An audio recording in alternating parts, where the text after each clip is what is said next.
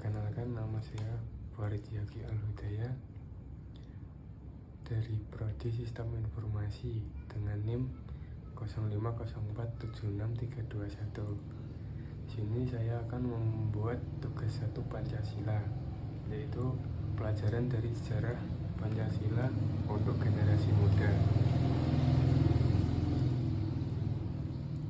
Perjalanan lahirnya Pancasila.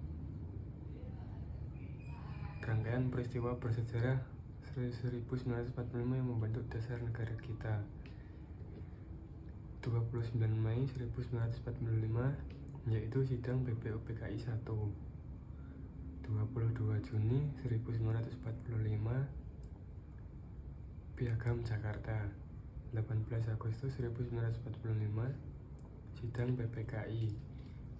Dan 18 Agustus 1945 Pancasila disahkan dalam waktu kurang dari 3 bulan.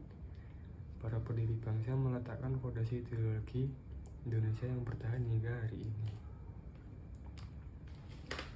Yang pertama, BPUPKI.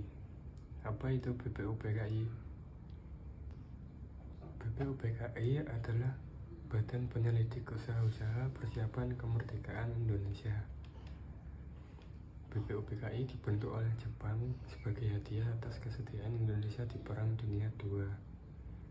Dan BPUPKI terdiri dari 62 anggota yang terdiri dari tokoh-tokoh nasionalis, agamawan, dan priai dari seluruh Nusantara.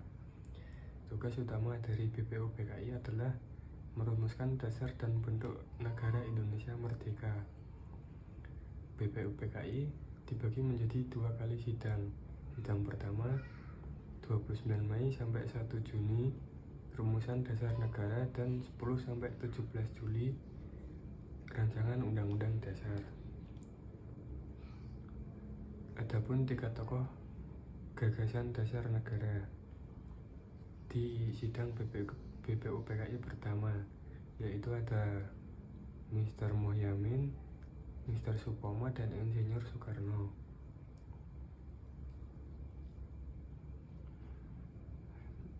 Pidato Soekarno pada 1 Juni ditetapkan sebagai hari lahir Pancasila. Yang kedua ada Piagam Jakarta.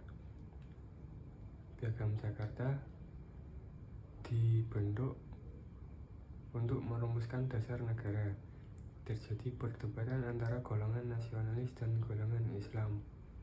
Piagam Jakarta menjadi kompromi, tambahan klausul 7 kata.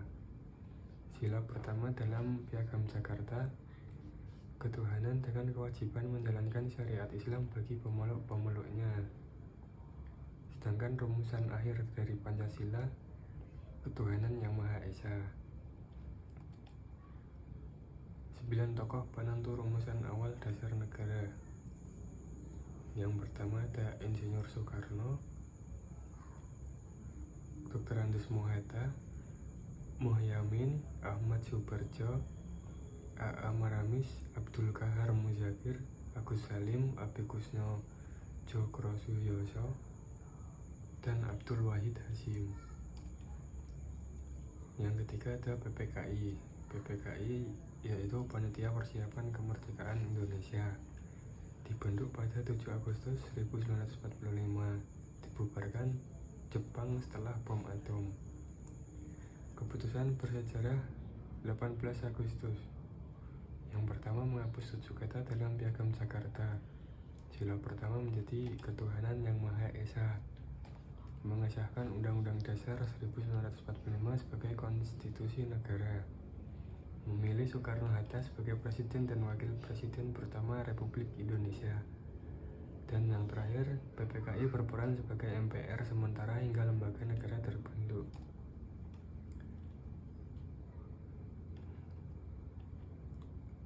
Pelajaran untuk generasi muda. Yang pertama ada toleransi dan kompromi. Penghapusan 7 kata menunjukkan para pendiri bangsa mengutamakan persatuan di atas kepentingan golongan. Yang kedua ada keberagaman adalah kekuatan. Anggota BPUPKI dari berbagai latar belakang membuktikan keberagaman dapat bersatu untuk tujuan mulia. Yang ketiga ada tanggung jawab generasi muda.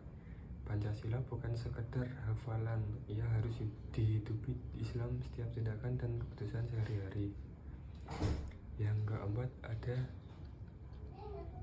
dialog dan musyawarah, yaitu keputusan besar lahir dari diskusi panjang dan saling mendengar, bukan pemaksaan sepihak.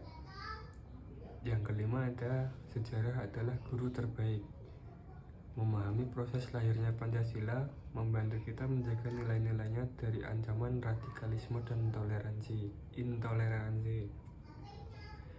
Yang terakhir ada jiwa kebangsaan. Para pendiri rela berkorban demi kemerdekaan. Generasi muda wajib melanjutkan semangat itu. Bangsa yang besar adalah bangsa yang menghargai jasa para pahlawannya. Pancasila bukan warisan, ia adalah tugas. Jaga, amalkan, dan teruskan kepada generasi berikutnya. Sekian penjelasan dari saya, kurang lebihnya mohon maaf. Wassalamualaikum warahmatullahi wabarakatuh.